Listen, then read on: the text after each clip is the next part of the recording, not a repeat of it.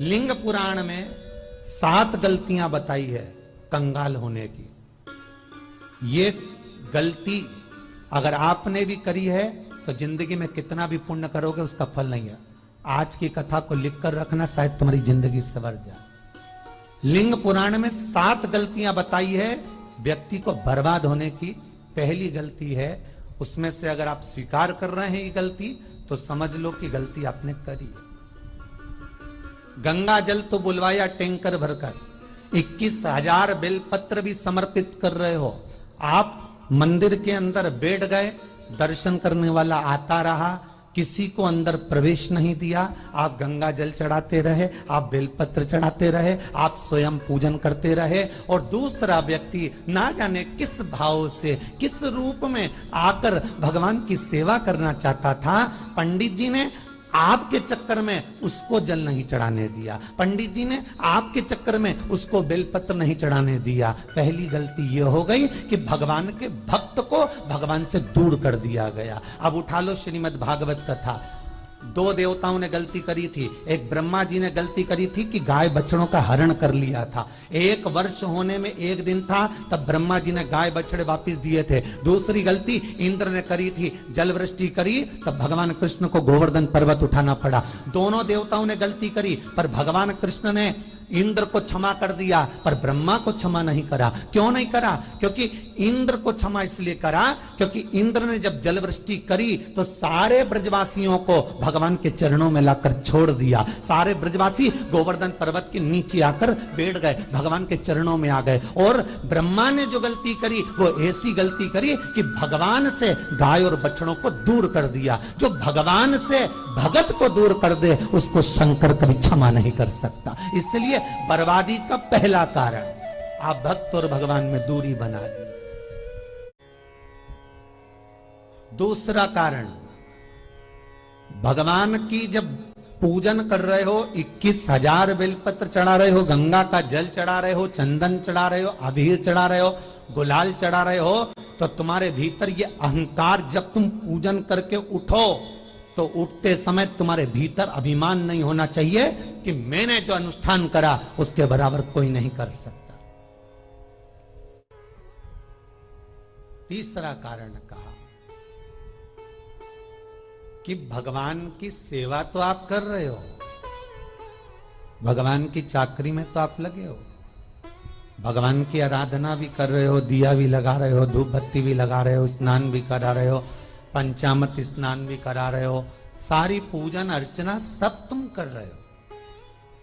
पर हो सकता है इस पूजन अर्चना में आप केवल 3 घंटा पूजन करते हो और बाकी के समय किसी न किसी की जीवात्मा को दुख पहुंचा रहे हो। एक कथा में एक बात कही थी कि भले मंदिर में दिया मत लगाओ, भले मंदिर में जाकर धूप बत्ती मत जलाओ, भले मंदिर में जाकर भोग मत लगाओ, भले मंदिर में जाकर जल मत चढ़ाओ, कुछ मत करो, भले भगवान को नए कपड़े मत पहनाओ, भले तुम्हारी मर्जी पड़े भगवान को भोग मत लगाओ, पर शास्त्र कहता है कुछ मत करो, पर एक काम जरूर करना कि किसी के चेहरे पर प्रसन्नता ला देना तो मंदिर में दिया जलाने के बराबर होगा। किसी के चेहरे पर चमक ला देना, प्रसन्नता ला देना तो अगरबत्ती लगाने के बराबर होगा। किसी गरीबड़े के, किसी दुखी के चेहरे पर अगर तुमने प्रसन्नता ला दी तो वो भगवान को कपड़े पहनाने के बराबर होगा। मालूम पड़े तुम मंदिर में पूरी सब्जी बांटो, मंदिर में भोजन कराओ, मंदिर में सारा पकवान चढ़ाओ, और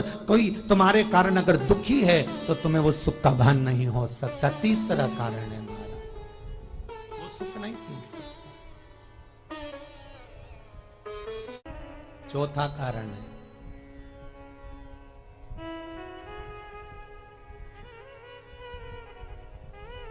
महाराज, जिस मंत्र को पढ़ा जा रहा है,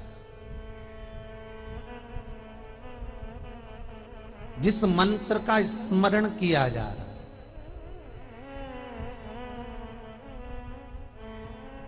जिस भगवान की माला को हम जप रहे हैं, हम पाठ कर रहे हैं, उसमें त्रुटि। उठा लीजिए दुर्गा सप्तशती। दुर्गा सप्तशती का हिंदी अनुवाद में एक थोड़ा सा दृष्टांत दिया है, आपको मालूम होगा।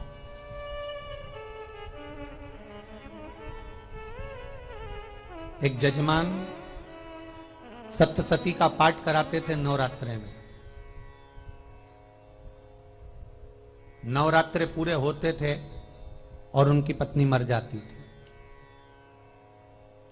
सप्तशती के अंदर लिखा है, बहुत ध्यान से सुनिएगा। दुर्गा सप्तशती का पाठ कराते थे और पत्नी नवरात्रे के बाद 4 महीना 3 महीने के बाद मर जाती थी। बहुत दुखी था सेठ। एक शादी करी, दूसरी करी, तीसरी करी, चौथी करी, चौथी पत्नी भी मर गई। बहुत दुख हुआ। आज वो गुरुजी के पास चले गया, गुरुदेव, गुरुजी, गुरुदेव, गुरुदेव। गुरुजी बोले क्या हो गया? सेठ जी बहुत दिनों के बाद आ रहे हो, क्या बात है गुरुदेव? मेरे को एक बात समझ में नहीं आती कि मैं नवरात्रे में सप्तशती का पाठ कराता हूं, देवी जी का यज्ञ करवाता हूं, माता रानी को चूनर पहनाता हूं, उनको सुंदर बिछुड़ी, पायल, चुनरी सब पहनाता हूं, कन्याओं का भोजन करवाता हूं, भंडारा करवाता हूं, जवारे बोता हूं, अखंड ज्योत लगाता हूं, पर नवरात्रि जैसी पूरी होती है उसके 2 महीने 3 महीने बाद मेरी पत्नी क्यों मर जाती है? 4 पत्नियां मेरी मर चुकी हैं, 5वीं मैंने शादी करी है। गुरुदेव आप कृपा करिएगा, कुछ तो बता दीजिए, कुछ करुणा कर दीजिए।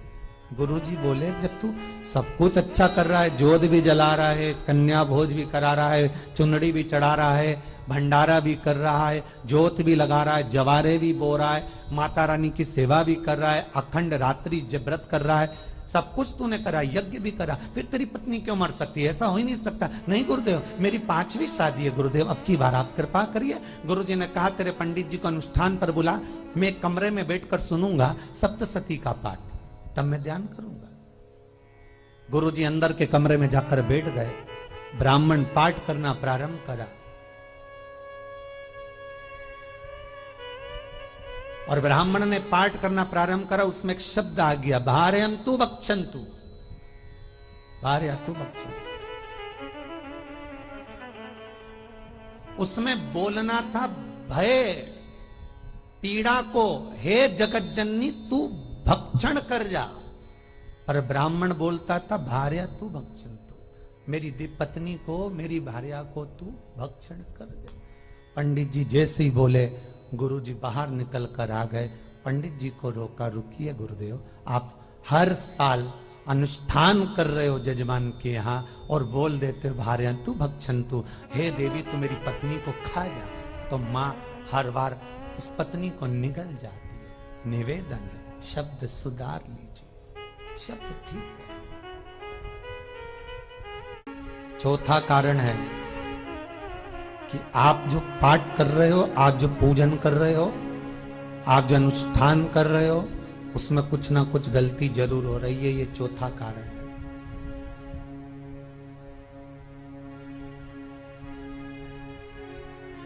एक बार पूरे घर के लोगों को बिठाओ, अपने घर के लोगों को, मम्मी से पूछना मम्मी तुम कौन कौन सा पाठ करती हो? एक बार मम्मी से पूछना, फिर एक बार पापा से पूछना, पापा आप कौन कौन सा पाठ करते हैं सुबह? फिर बहू से पूछना, भाभी आप कौन कौन सा पाठ करती हो? फिर छोटी दुल्हन से पूछना, छोटी दुल्हन तुम कौन कौन सा पाठ करती हो? भैया आप कौन कौन सा पाठ करते हो? आप कौन कौन सा पाठ करते हो? पूछना। जब घर के अंदर बड़ी बहू अलग तरह का पाठ कर रही है, छोटी बहू अलग तरह का पाठ कर रही है, मंजली बहू अलग तरह का पाठ कर रही है, माँ अलग तरह का पाठ कर रही है, पति अलग तरह का पाठ कर रहा है, तो उसका जो प्रभाव है, कौन सी चीज कहां टकरा रही है जिसके कारण घर में रोग इतना है कि कोई सही होने वाला ही नहीं है। अब तुम कहो कि सीवर वाले गुरुजी ने उपाय बताया, हमने बहुत करा, पर सही क्यों? तो सही क्यों नहीं हो रहा है? उसका कारण है या तो बड़ी बहू जो पाठ कर रही, या सास जो पाठ कर रही, जो पति जो पाठ कर रहा है, नाते जो भी उस घर के अंदर रहकर जो पाठ अर्चना कर रहा है, उसमें जरूर कुछ ना कुछ ऐसा हो रहा है जिसके कारण वो काम नहीं कर पा रहे। उसमें कुछ ना कुछ गलती हो रही है जिसको तुम समझ नहीं पा रहे, जिसको तुम अपने आप को बहुत विचार करते हो कि मेरे बराबर कोई नहीं कर सकता, मैं शंकर की भगत, मैं राम की भगत, मैं कृष्ण की भगत, मैं जो करती हूँ बहुत अच्छा करती हूँ, मैंने जो किया बहुत अच्छा करा। पर हो सकता है उसी कारण आपको दुख झेलना पड़ रहा।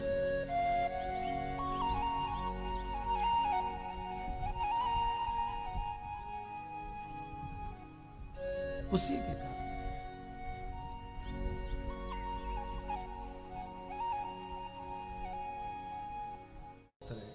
महाराज, हमने जो दान किया, हमने जो पुण्य किया, हमने जो सत्कर्म किया, वो किस जगह पर लगा? पांचवा सूत्र,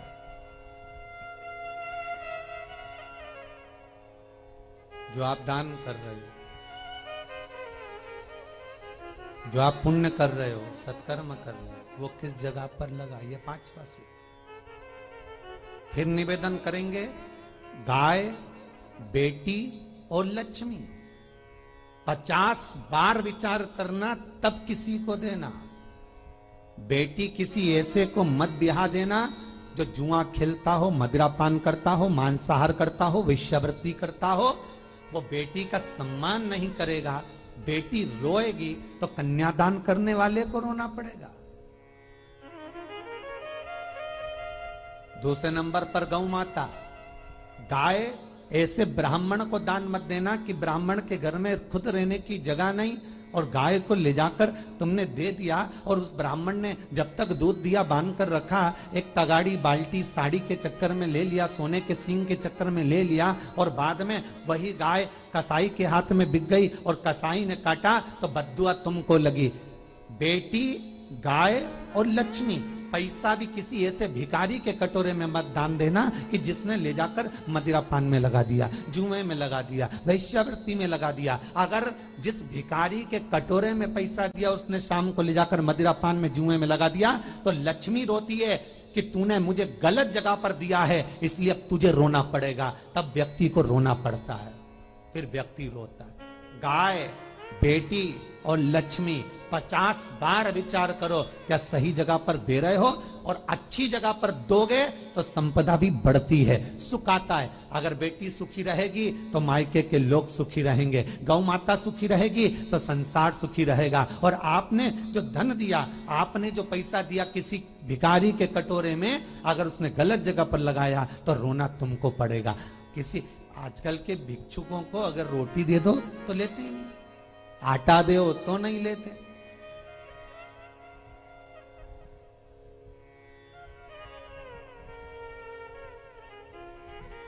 पहले के समय में जो भिक्षुक आते थे ना, तो रोटी बनी हुई मांगते थे। बूढ़ी बूढ़ी माताएं जानती होंगी, चिमटा बजाकर, घुंघरू बजाकर कहते थे भोजन, तो 2 रोटी निकाल कर दे दी जाती थी घर से। लो बाबा, तो माता इतना प्रेम रखती थी, केवल रोटी नहीं देती थी, बाबा बैठो हम सब्जी ला कर देते। इतना प्रेम था बुजुर्ग माताओं का, बैठो। और आज के जमाने में अगर रोटी दे दो तो फेंक दे नली में ले जाके, पैसा चाहिए। क्यों? शाम को पीने के लिए चाहिए ना, मदिरा पान के लिए, मांसाहार के लिए, जुए के लिए, वैश्यावृत्ति के लिए धन चाहिए।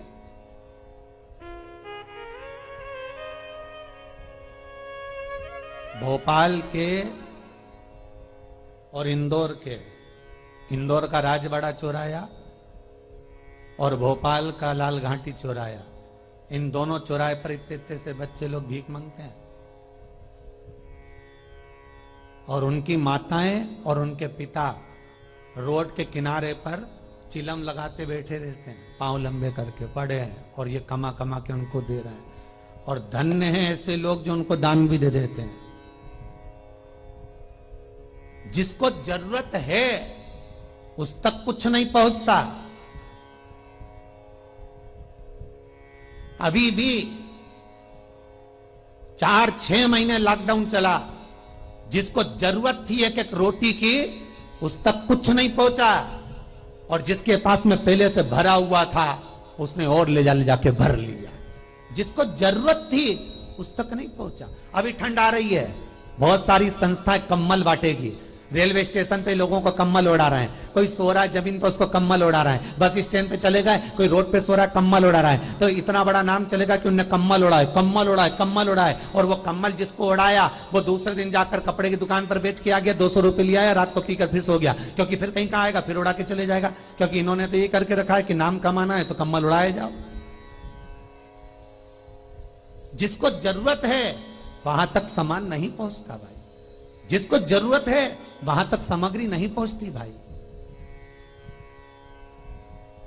आपने दिया और उन्होंने ले जाकर बेच दिया, और फिर सोचते हो कि मैंने तो पुण्य करा है। कई लोग कहते हैं मैंने दान करा, मेरे को इतना फल मिलेगा। काहे का दान करा? ऊपर तो जा, यमराज के डंडे पड़ेंगे।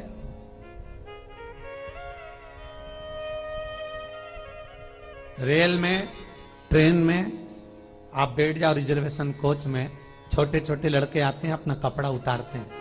सही बोलना रे भाई, जितने लोग टीवी पर कथा सुन रहे हो, छोटे छोटे बच्चे अपना कपड़ा उतारेंगे और पोछा लगाएंगे रेल की बोगी में। जब गवर्नमेंट ने स्वीपर रख रखे हैं तो तुम्हें अंदर आने का किसने कहा? कौन ने कहा कि तुम अपना कपड़ा उतार के पोछा लगाओ? और वो अपने शरीर का कपड़ा उतार कर पोछा लगाता है, आपके आगे हाथ फैलाता है, आप 1-1, 2-2 रुपए दे देते हो। वो अगले स्टेशन पर उतरता है, कोई सूंघने की सामग्री लेता है, सूंघ सूंघ के वो बर्बाद हो जाता है और कहीं कूद कर मर जाता है। उसके मरने में 1 रुपया तुम्हारा भी लगा है, इसलिए नरक तुमको भी भोगना पड़ेगा, क्योंकि उसके मरने में तुमने हेल्प करी है।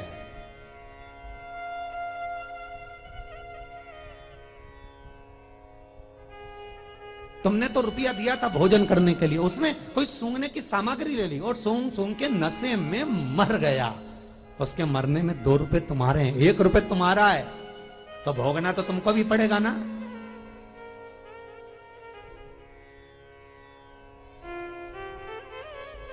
कहीं अच्छी जगह लगाओ, सत्कर्म की ओर लगाओ, तो सुख का आनंद कुछ और ही होगा, सुख का आनंद कुछ और ही प्राप्त होगा।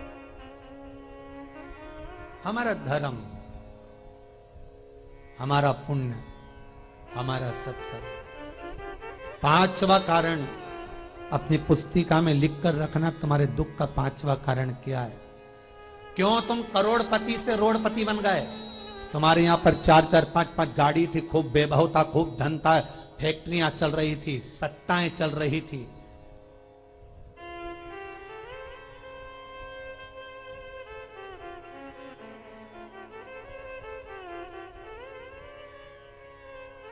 खूब सत्ताएं थी, खूब वैभव था, खूब धन था, पर कुछ भी नहीं, सब धरा की धरा रह गए। सारा कोई वैभव बचा ही नहीं, कोई वैभव नहीं। एक हमारे सेंधवा के भगत हैं महाराज, बड़े भावपूर्ण भगत।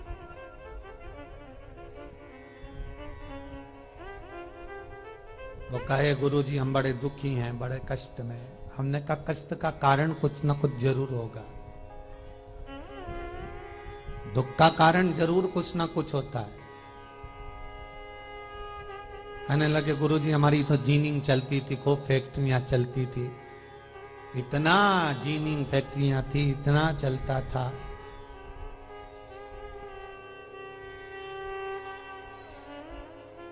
इतनी जीनिंग चलती थी, इतनी फैक्ट्रियां चलती थी, गुरुदेव बहुत दुखी हो गए। हमने कहा दुख का कारण, जो ये 7 कारण है शिव महापुराण के, लिंग पुराण में जो 7 कारण बताए हैं दुख आने के, जब फैक्ट्रियां अच्छी चल रही, जीनिंग अच्छी चल रही, व्यापार अच्छा चल रहा है, तो 7 कारण बताए हैं कि आप उन 7 कारण में से कोई कारण आपके साथ में हुआ है जिसके कारण आप रोड पर आ गए, करोड़पति से रोडपति बन गए।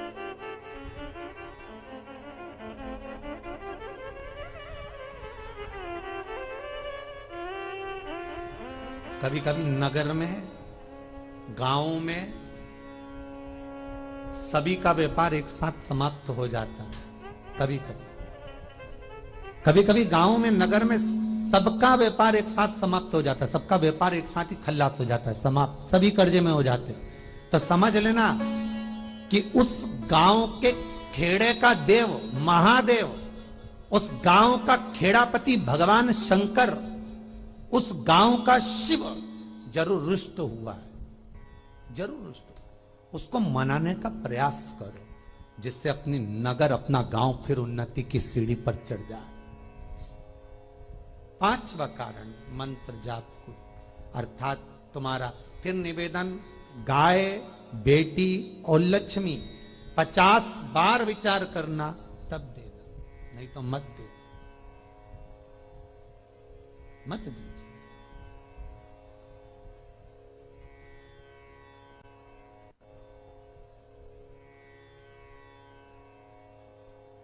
और महाराज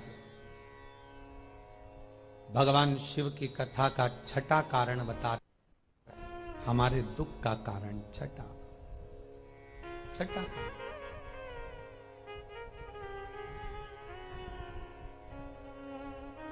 आदर सम्मान में कमी। घर के जो बड़े हैं, घर के जो बुजुर्ग हैं, घर के जो आदरणीय हैं, उनका सम्मान नहीं कर पाए। सुंदर कहा, जिस घर में माँ बाप की इज्जत नहीं होती, उस घर में देखना कभी बरकत नहीं होती।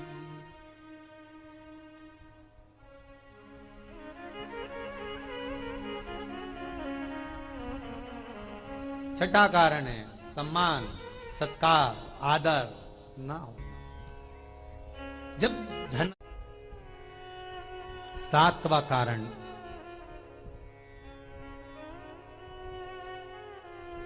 ये अंतिम कारण है।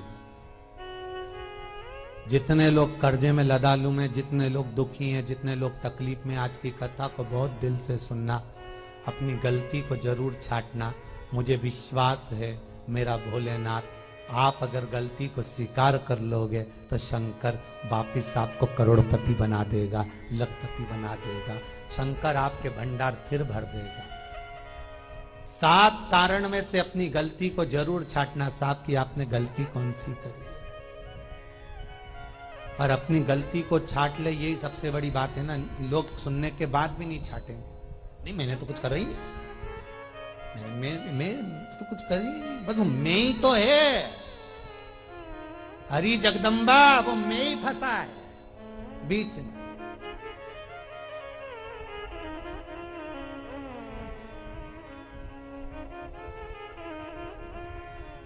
सातवां कारण महाराज, किसी का बेकार धन हमारे घर में आ जाना। एक कथा बहुत सुंदर है। एक गांव में एक व्यक्ति रहता था, खूब अच्छी कमाई करता था। पत्नी ने कहा, तुम्हारे पास कमाई अच्छी हो रही है तो ये पैसा तो कोई चुरा के ले गया तो पति बोला क्या करना चाहिए, तो एक काम करता हूं, बाजार से कोड़ियां खरीद लेता हूं। कोड़ियां जानते हो, वो ऐसे बच्चे लोग खेलते हैं, कोड़ी खरीद लाता हूं।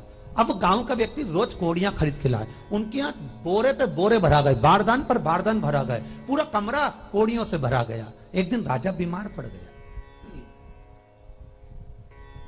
राजा बीमार पड़ा तो राजा को वेदों ने, डॉक्टरों ने कह दिया इसका एक ही इलाज है, कोड़ियां लाई जाए, कोड़ियों को जलाकर राख बनाई जाए, वो राख राजा के शरीर पर मली जाए।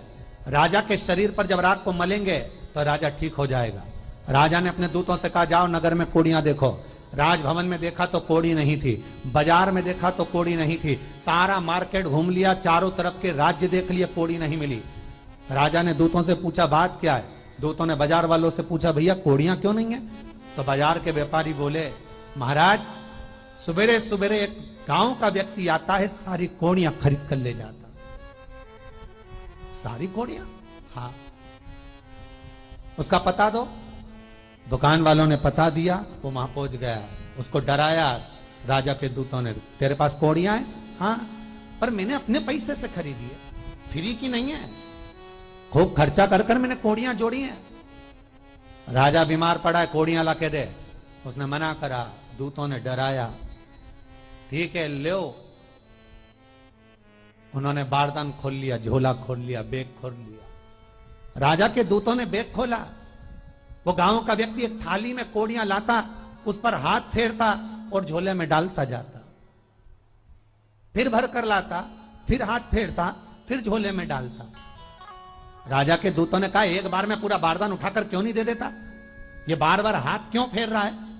वो गांव का व्यक्ति बोला, महाराज मैं कोड़ियों को थाली में भरकर हाथ इसलिए फेर रहा हूं, इन कोड़ियों में से मैं वो एक कोड़ी ढूंढ रहा हूं कि ऐसी कौन सी कोड़ी मेरी इन कोड़ियों में आकर मिल गई जो मेरी इतनी सारी कोड़ियों को लेकर जा रही है।